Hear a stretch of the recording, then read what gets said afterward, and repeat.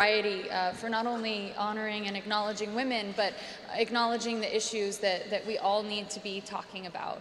I'm just so grateful to be in the company of all of the women being honored here today. So I'm here today because I'm a mama and I have two baby girls. Well, they're not babies, but I think they are. James and Inez, and they are my world. And I would do anything to protect them. I would literally die for them without a moment's thought. And for those of you who have children, I think you know what I'm talking about. I mean, if you think of what you would do for your child, I don't think there's anything you wouldn't ask of yourself. So it got me thinking, you know, what is the value of a single child's life? And what is the value of a child's life who isn't our own? Like, what is her little life worth, or his little life worth, you know? And the sexual exploitation of children is something that isn't happening rarely. It's not happening worlds away. It's happening right here and right now. So to show you guys that, while I'm talking, there's a map right here. And if you guys look up at this map, every time a dot shows up, is it live? What's happening? Oh, there you go. There you go. Now they have it live. So every time a dot shows up, that is someone that's trading or viewing child pornography right now as we speak. So that's how prevalent this is.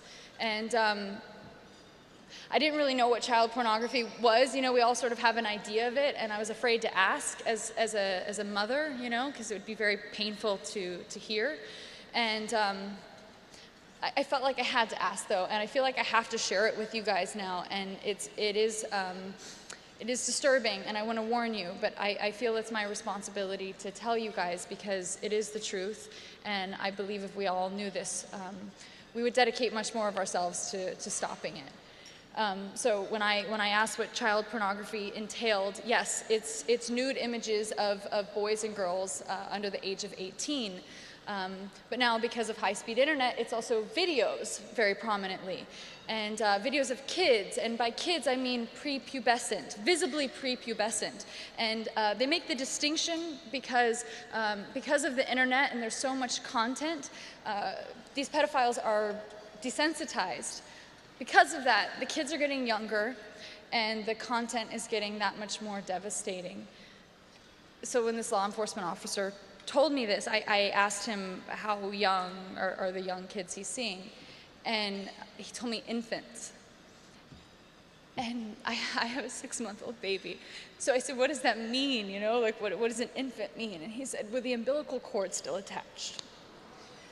I know it's so devastating to hear this, and I'm really sorry to share this, but I'm grateful that you guys are listening, because this is actually happening, and it's important that we know this and that it resonates with us, so that we think about this in our days and in our personal life. So I asked them what happens in these videos, and you know, unspeakable things happen, but I'm again going to speak about them, because I feel like if these kids are experiencing this, the least that they deserve is for us to hear what is actually happening to them. So no, it's not just touching. There is penetration. There is extreme torture and bondage. There is bestiality, which is having an animal penetrate the child or infant.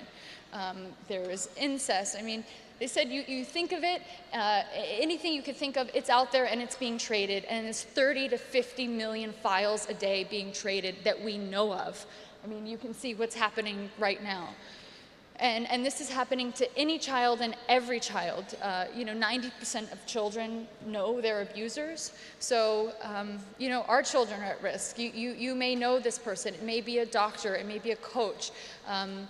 You know, I thought that people that were working with children were people that wanted to protect them. But oftentimes these people who have this propensity for wanting to lure children, and they find out a profession that gives them access to children, and lots of them. And ideal victims are young children, because they can't speak up, and they don't make great witnesses if they do. Only 10% of children actually do speak up. once they've been abused. So what's incredible about the Child Rescue Coalition is that they are proactive. They don't wait for these children to speak up. They can identify these pedophiles. They can see the IP address that's trading this child pornography. They don't know, there's no privacy issues, there's no big brothering. They see the IP address of who's trading these files, and they give that to law enforcement. And the trading of these files is a felony, so law enforcement can knock on that person's door and see if that person has access to a child, because the average abuser abuses between 50 and 100 children in their lifetime. Per person, per abuser. And the average person that views child pornography, between 55 and 90% of people viewing it are actually hands-on abusers or will become abusers. And you know, you think that sounds like a lot, 50 to 100, maybe that's unrealistic, but the kids age out of the age that they stay silent, or they age out of the sexual preference of the predator. And I was told the story of an oncologist, a pediatric oncologist who was raping his children with cancer by the hundreds. And there was a nurse who was working with children with mental and physical disabilities. And when he was caught, they asked him how many children he abused. And he looked outside the window at the snow and said, "How many snowflakes are there outside?" So this is so prevalent, and I want you guys to know this, and I want it to resonate with you, and I want you to see that the Child Rescue Coalition, in just 3 years, has found 9,000 predators so far. They have saved 2,000 children.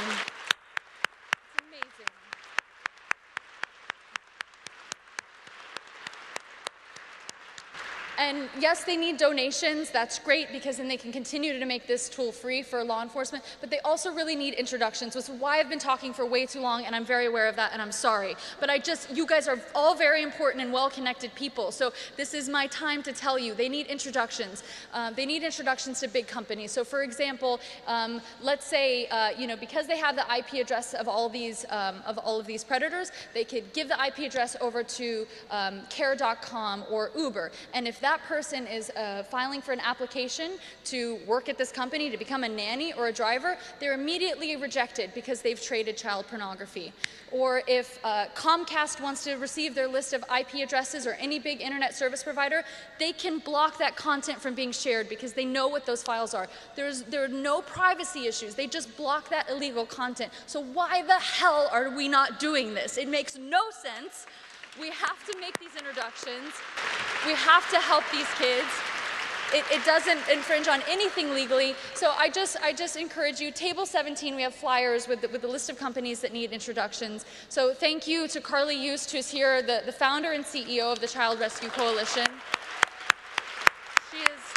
She is the real hero, along with everybody at the coalition, Bill Wiltsey.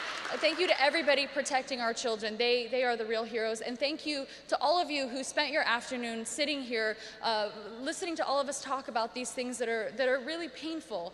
And I just think, I just feel really grateful to have the opportunity to speak for the people that aren't able to speak for themselves. And I know that all of us feel that way today. So thank you for valuing